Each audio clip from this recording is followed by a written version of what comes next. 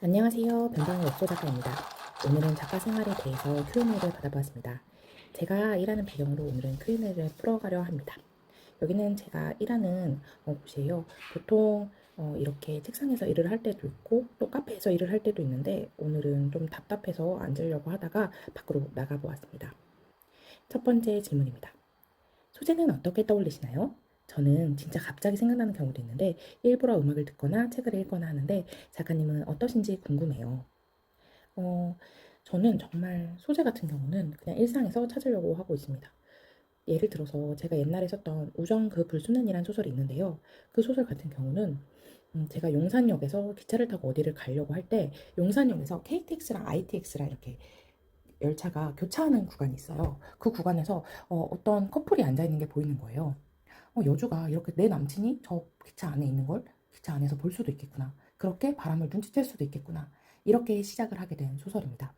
그렇게 쓰게 된 다음에 그러면 여주 옆에도 누군가 관련이 있는 사람인데 연애 관계는 없는 사람이 앉아있고 그 사람이 남주였으면 좋겠다. 이런 아이디어에서부터 시작을 했어요. 그래서 대부분의 경우 그냥 일상 속에서 툭 떠오르는 걸 기다리는 편입니다. 일부러 짜려고 하면 잘 안 되더라고요. 그리고 비슷한 질문인데 혹시 글이 막히면 어떻게 하시나요? 이렇게 써 있는데 저는 우선 글이 너무너무 막히면 노래를 들으면서 걷습니다.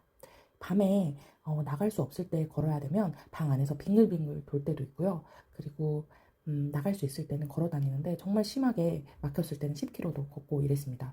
걸으면 뇌가 자극받아서 더 아이디어가 잘 나온다고 생각해요. 그래서 그렇게 하는 방법을 쓰고 있습니다. 다음 질문입니다. 엉덩이 힘이 제일 중요하다고 생각하는데요. 그래도 오랫동안 작가 생활을 이어가기 위해 가장 중요한 팁이 있을까요? 저는 글쓰기가 좋은데 너무 열정적으로 좋아하기만 하면 좋아해서 실망감이 커졌을 때 지칠까봐 걱정된다는 소리를 들을 때가 있거든요.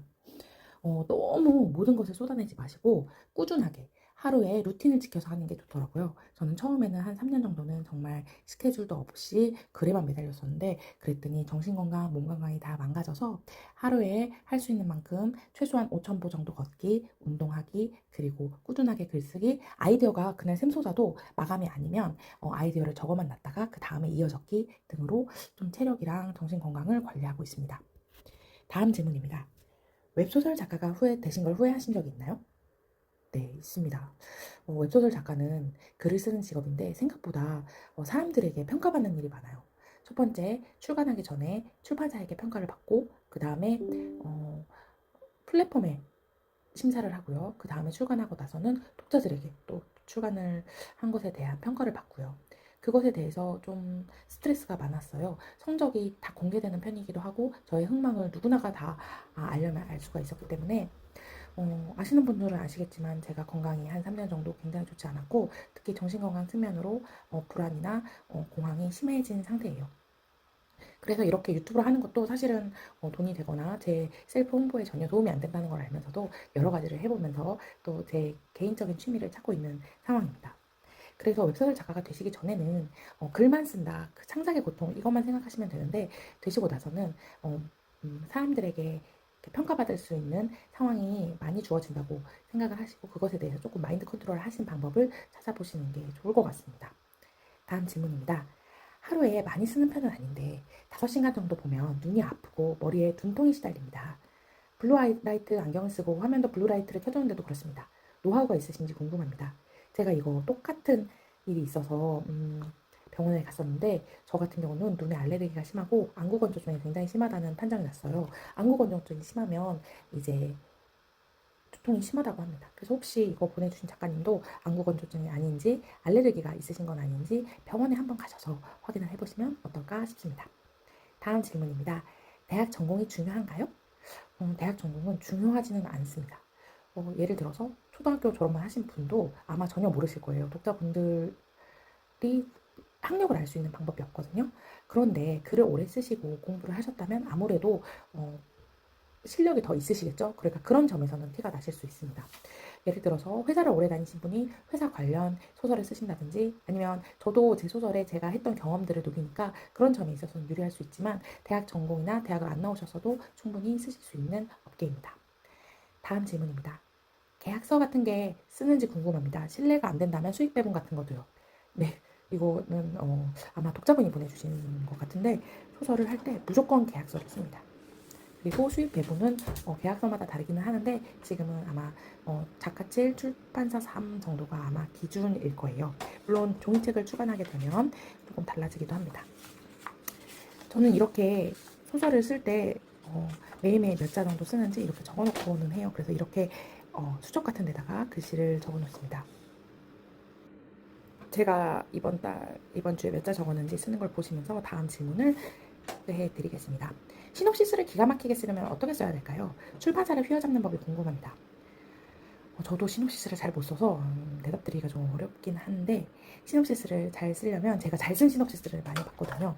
우선 이 소설이 무엇을 팔려고 하는가, 어떤 독자님들에게 구매를 시키려고 하는가를 명확하게 인지를 하시고 적으셔야 됩니다. 예를 들어서 로맨틱 코미디인데 가슴이 두근두근 거리는 19금 섹스 텐션이 있다. 그런 소설이라면 그런 거 관련해서 시놉시스를 풀어나가셔야 하고요.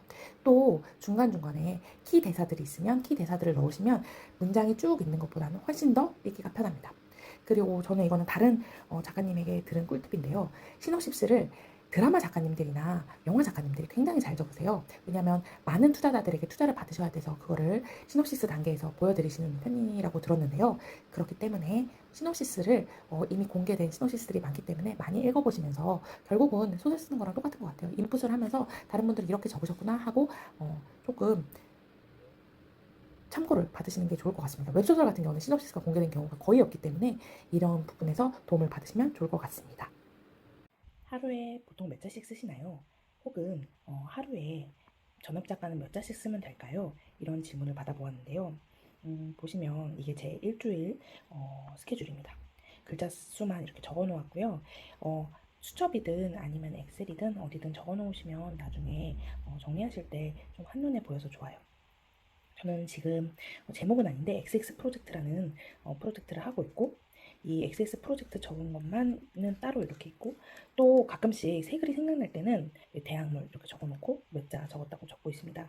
보시면 이날은 3,000자 내외를 적었고요. 이날은 조금 시간이 여유가 있었고 또 밤까지 적을 수 있어서 이렇게 적어보았습니다. 그래서 저는 보통은 쉬는 날이 아닌 날은 4,000자 내외를 적고 있다고 보시면 될 것 같아요. 시간은 보통 10시 반에서 11시쯤 출근해서 3시에서 4시쯤 퇴근하는 일정인데 중간에 수정도 많이 하고 해서 하루에 한 4-5시간 정도 집필을 하는 것 같아요. 그러면 일을 너무 적게 하지 않냐 이렇게 되는데 마감 때는 하루에 12시간에서 15시간 진짜 자는 시간 외에는 내내 글만 적습니다. 우선 마감이 아닌 기간에는 조금 운동을 하고 체력적으로 비축을 해가면서 적어가는 편이에요. 마감 때는 보통 하루에 10,000자 정도 적는 편입니다. 수정도 그때는 더 양이 늘기도 합니다. 오늘은 여기까지고요. 구독, 좋아요, 알림 설정 해주시면 또 다음에 찾아오도록 하겠습니다. 다음에는 아마 평범한 브이로그로 오지 않을까 싶어요. 잘 부탁드리겠습니다. 그럼 다음에 만날 때까지 안녕히 계세요.